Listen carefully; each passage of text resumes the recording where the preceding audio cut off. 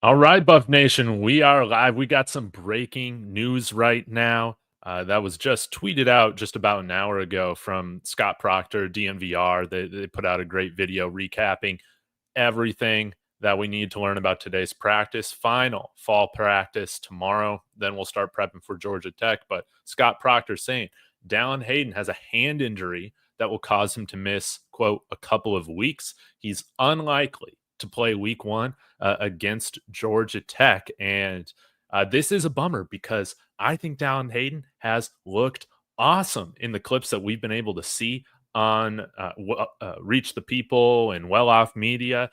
And I think he was definitely getting his a step back recovering from that high ankle injury. And now, sadly, he is going to be missing a little bit of time due to a hand injury. Hopefully, it's not broken or anything like that. Um, but I'm hoping that he can make a recovery soon and be back maybe week two, as quick as week two. But yeah, we have some interesting other names. It's a time for them to step up and prove to us and prove to the world that Colorado is going to run the football this year, baby. So with Dallan Hayden out, there are kind of two names that I think are going to get the majority of the carries. And we'll dive into that. Of course, want to say hello to Russ, Buffs News Weekly. He's got a call-in show here at 4:30 Mountain Time. So go ahead, be sure to subscribe over to his channel and subscribe here. Smash that like. We're on our way to 15K. We're almost at 14K. And join the comments. So with Dallan Hayden being out, Lil Bucket beating me to it. I hope Trackhawk start. He's ready. Yes, Dekalon Taylor. He's ready for this moment, guys. I believe he definitely is. And let's take a look at what he brings to the table. He brings the most experience that this backfield has to the table. Dallan Hayden hasn't gotten a ton of run. Micah Welch is going into his second year. I guess Simeon Price has been around college football for a while, but in terms of just being the main guy, Dekalon Taylor, I think is going to be that player for us at least week one against Georgia Tech. Last year at Incarnate Word down here in San Antonio, Texas, 152 carries, 909 yards, 9 TDs. That's a 6-yard average. Can you guys see this? A 6-yard average. He's insanely productive.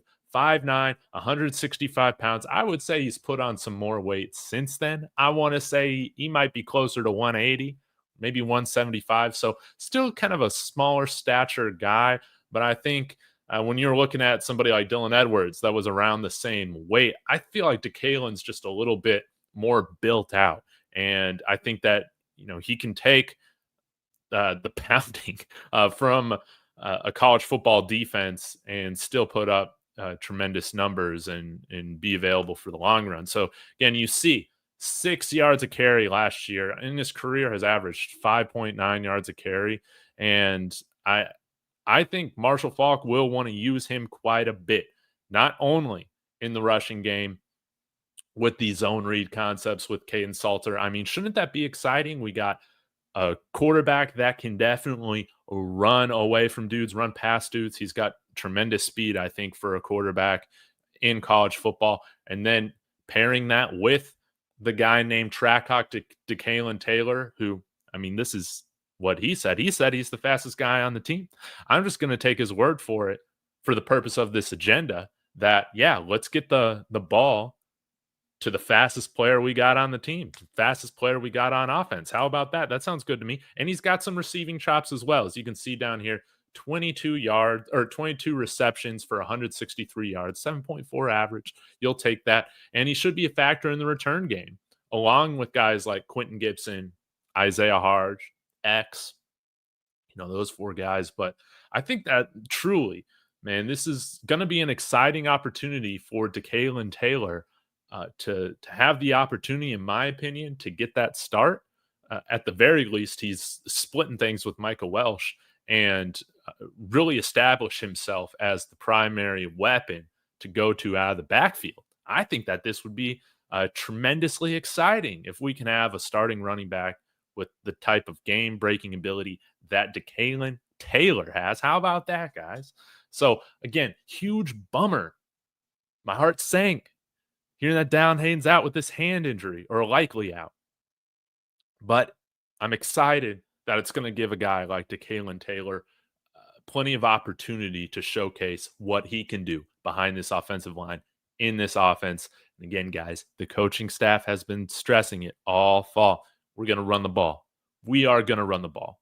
Now, another guy who is going to have more opportunity because of this injury is going to be Micah Welch, also 5'9", but this dude is jacked. Kind of looks like a Maurice Jones-Drew out there, right? With kind of his build. I was very impressed with Micah Welch as a true freshman last year. 43 carries, 186 yards, 4 touchdowns, 4.3 yards a carry. And I think that efficiency is pretty darn good, given the fact that we did not care to run the ball. And we had some substantial holes on the offensive line. So I loved what we saw to him. And I'm buying stock in Micah Welch. You can go check out a video. Maybe I dropped like 2 weeks ago or so when he was interviewed talking about the difference that Marshall Faulk is making in his game, changing his alignment, helping him become a more patient runner, impacting his vision, improving it. Swayze, I think, has done a wonderful job working with Welch, making sure his body's in tip-top shape. So we kind of have a thunder and lightning combination right now. I would say that I would expect a heavy dose of both Micah Welch and Dekalon Taylor. Now let's go back here to the stats here. In the receiving game, we also saw, Micah Welch, 8 receptions, 54 yards, 6.8 average per reception. I don't know if we're going to have the running backs targeted a ton coming out of this offense, but it's nice to know that we got guys that can do it. And then we also got Simeon Price, and he's coming in with a decent amount of experience as well. As you can see, 79 career carries. Again, Micah Welch, Trackhawk have gotten more at this point. Well, Micah Welch had 43 carries, so I lied about that. But more than Micah Welch, a little bit less than Trackhawk. But he's kind of that short yardage bruiser guy. I think that, hey, if we're in the red zone or a goal line situation, he's a guy that can come and get those tough yards. 6 feet, 215 pounds.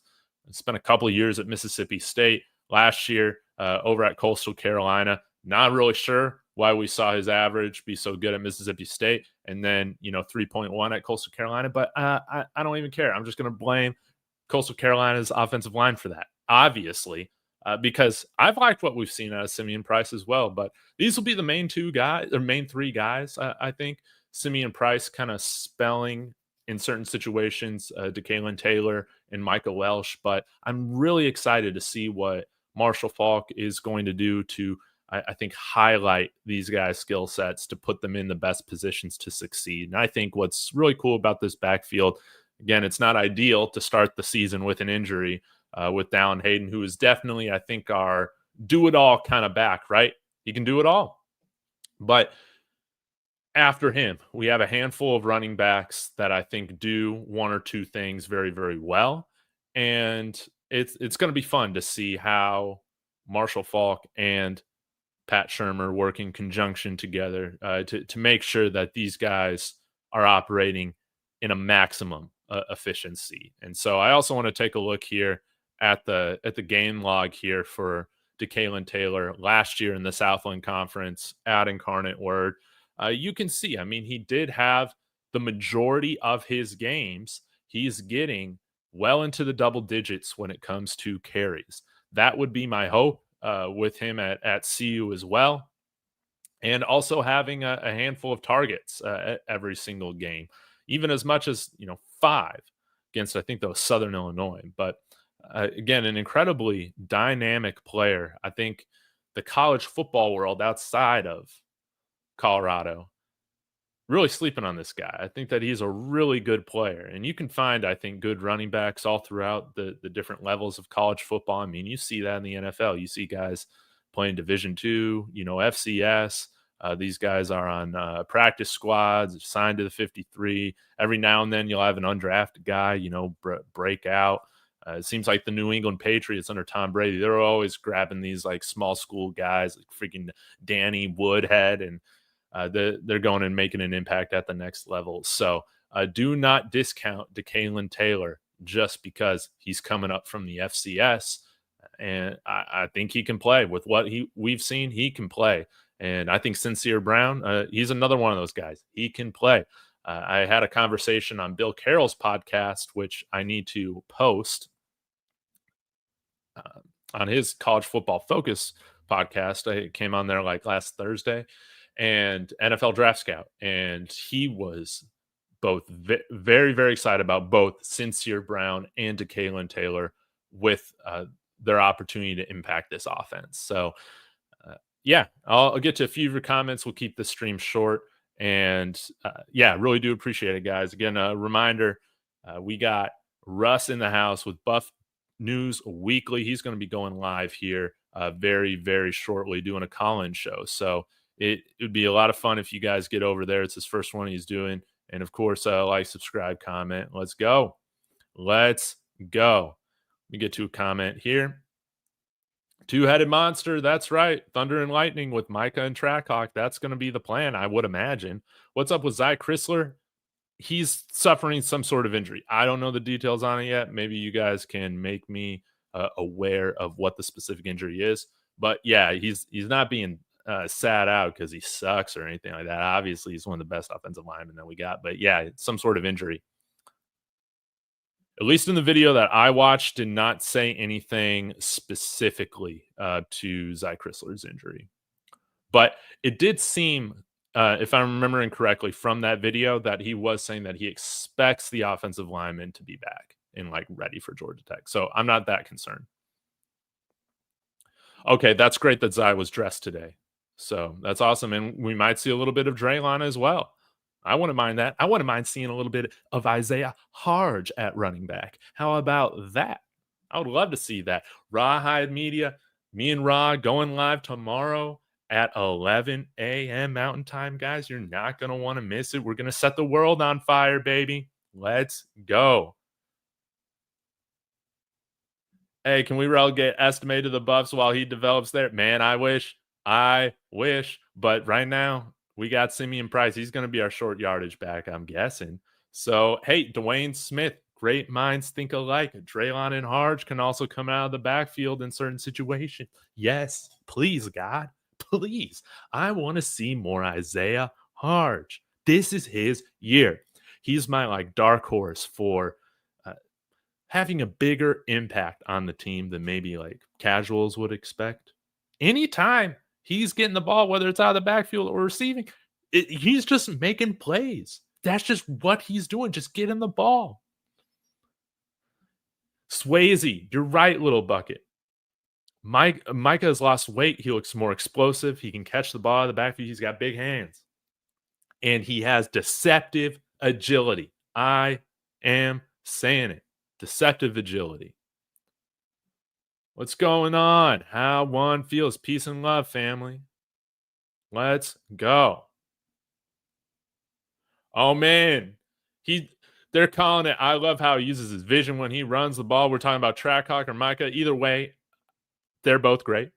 Buffs get 11 wins this season. Hey, I'm about it. I'll take that. I'll take the Buffs win the conference Kool-Aid. That's what we need, baby. Now, I hope to God you guys don't come here for predictions. With me, you're just enjoying the show, right? But I'll answer my friend Jason Watkins his question here. Go subscribe to him over at Hall of Fame College Football. What's the record for the Buffs this season? This is what I told Bill Carroll. This is the third year I'm coming on here and saying 8-4. I think I got some sort of issue where I believe in the team, but then I'm like, there's some other good teams in the conference too. There's some things I'm unsure about.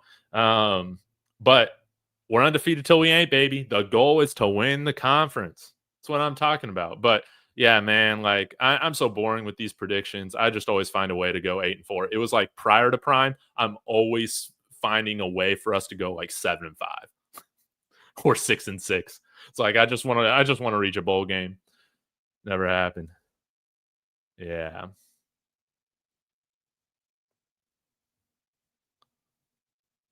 Let's see here. See what else we got here. 8-4 sensible. Yeah.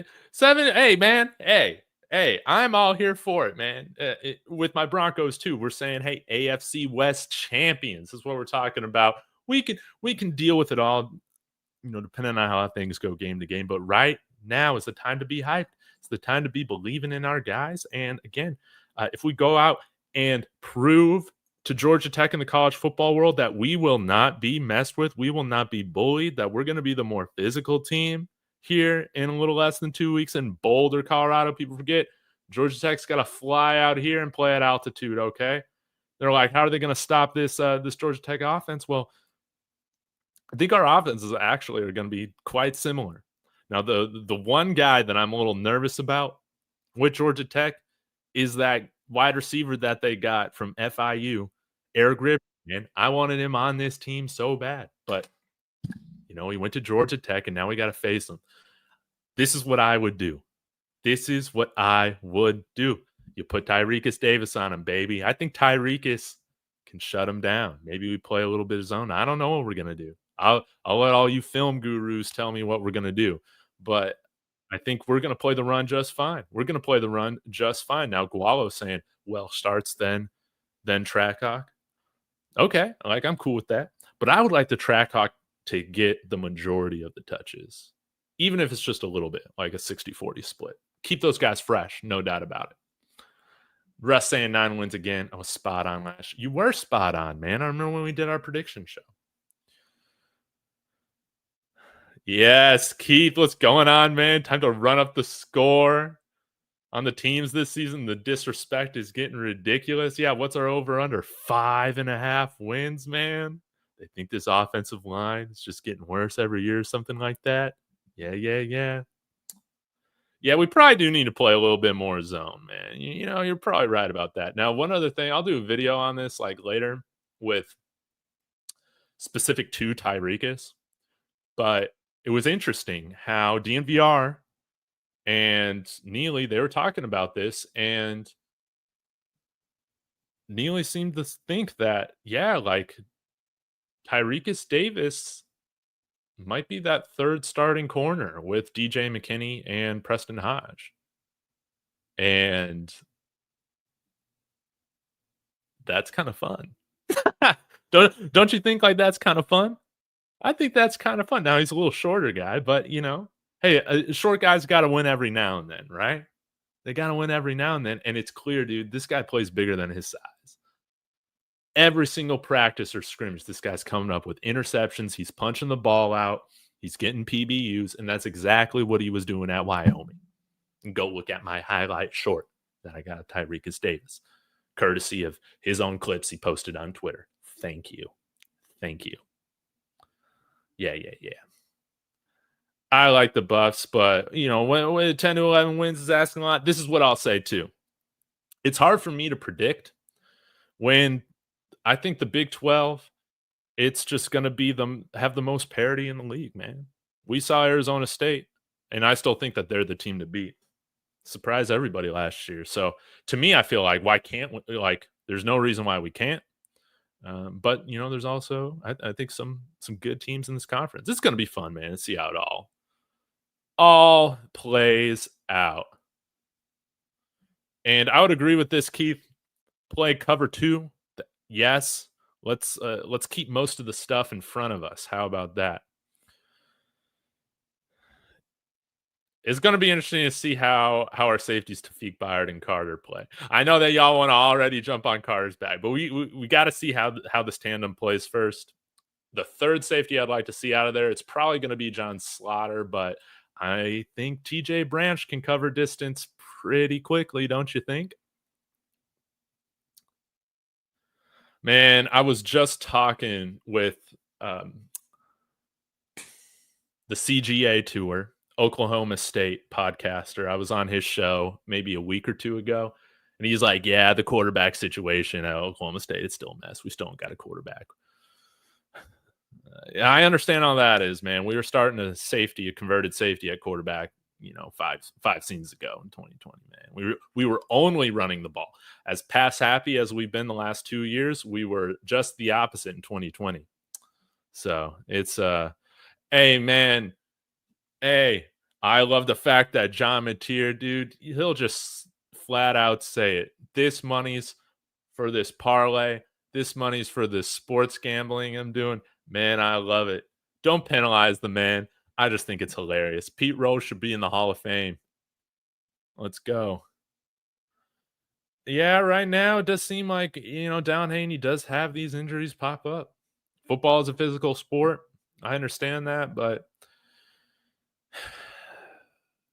this is at least the second season in a row to where, he'll be dealing with some sort of injury, but hopefully it's not anything like the ankle sprain last year that will affect him long term.